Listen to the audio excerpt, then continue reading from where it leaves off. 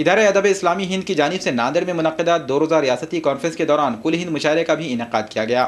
مشاعرے میں اردو دنیا کے کئی ممتاز شعراء کرام نے شرکت کی۔ مشاعرے کی صدارت دہلی سے تشریف لائے معروف ادیب و شاعر تابش میدی نے کی، جبکہ مہمان شعراء کرام میں شمس جالنوی، فاروق شکیل، ظفر فاروقی، حسنین عاقب، اسلم غازی، مقبول احمد مقبول، ابو نبیر، شفیع احمد شفیع، جاوید ندیم وغیرہ کے نام شامل ہے۔ مشاعرے کی نظامت ریاض تنہا نے کی۔ مشاعرے میں نہایت عمدہ اور معیاری کلام سن کر سامعین خوب محظوظ ہوئے اور شعراء کرام کو بھرپور داد و تحسین سے نوازا۔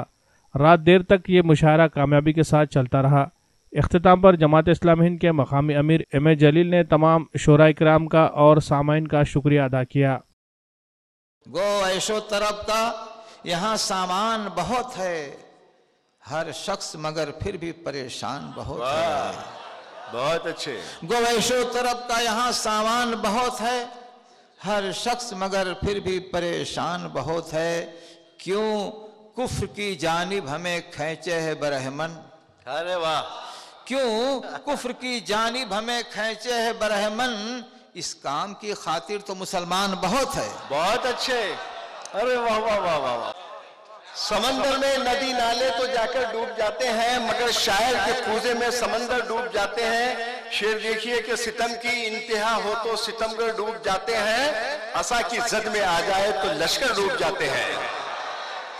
ستم کی انتہا ہو تو ستمگر ڈوب جاتے ہیں، عصا کی زد میں آ جائے تو لشکر ڈوب جاتے ہیں۔ حسد، غیبت، عداوت، مصلحت، مکاریاں، دھوکے۔ حسد، غیبت، عداوت، مصلحت، مکاریاں، دھوکے، ان عیبوں کے تلاطم میں سخنور ڈوب جاتے ہیں۔ اب کچھ نہیں بگڑا، فاصلے دلوں کے ہوں، آؤ کم سے کم کر لے، آؤ کم سے کم کر لے، ظلم ناروا سہ کر ارے واہ واہ! ہم نے خود بڑھائی ہمتیں جوانوں کی۔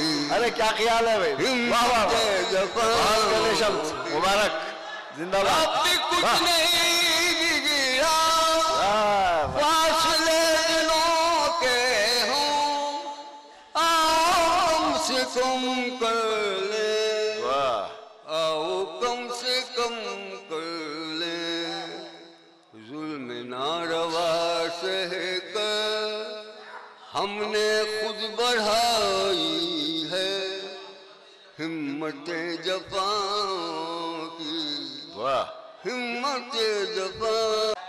خیال آیا تھا کردار کو بنانے کا، اچھا ہے، مگر تقاضا ہے کچھ اور ہی زمانے کا۔ یہ شعر دیکھیے کہ حسد کی آگ جلاتی ہے صبح و شام جسے، اچھا ہے، نہیں حسد کی آگ میں جلتا ہے، حسد کی آگ میں جو صبح و شام جلتا ہے، حسد کی آگ میں جو صبح و شام جلتا ہے، کرے گی آگ اسے کام کیا ہو جلانے کا؟